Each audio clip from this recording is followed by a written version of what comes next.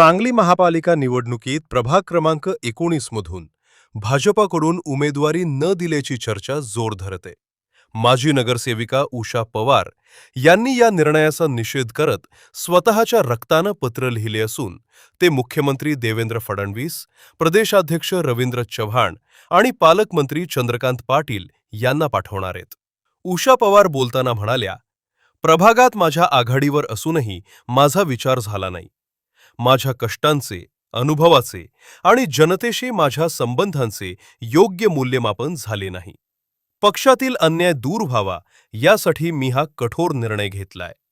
मला पूर्ण विश्वास आहे की पक्षाचे वरिष्ठ विचार करतील आणि लाडक्या बहिणीला न्याय मिळेल. उषा पवार यांनी सांगली महापालिकेत अनेकदा नगरसेविका आणि 2 वेळा सभापती म्हणून काम केले. प्रभाग 19 मध्ये त्यांनी रस्ते, पाणीपुरवठा, ड्रेनेज, महिला सक्षमीकरण आणि नागरिकांच्या मूलभूत सुविधा यासाठी सातत्यानं विकास कामं राबवली आहेत.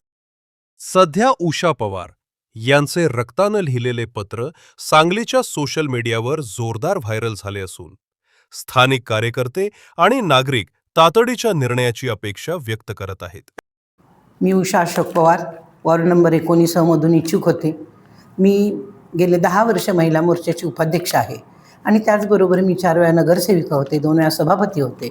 प्रशासकीय कामांचा अनुभव असताना, भाजपचे एकनिष्ठ असताना, एका गुंडाच्या 302 खाली गुन्हा नोंद असलेले, त्याच्यावर अनेक गुन्हे नोंद असलेल्या एका गुंडाच्या आईला आणि त्याच्या घरातल्या व्यक्तीला तिकीट दिलं गेलं जातंय आणि तो माझ्यावर अन्याय झाला आहे आणि हा अन्याय मी सहन करू शकत नाही. म्हणून मी माझ्या स्वतःच्या रक्ताने हे पत्र मुख्यमंत्री देवेंद्र फडणवीस व त्याचबरोबर पालकमंत्री चंद्रकांतदादा पाटील यांना हे मी पत्र लिहिले आहे. त्यांनी माझा योग्य विचार करावा व मला न्याय द्यावा.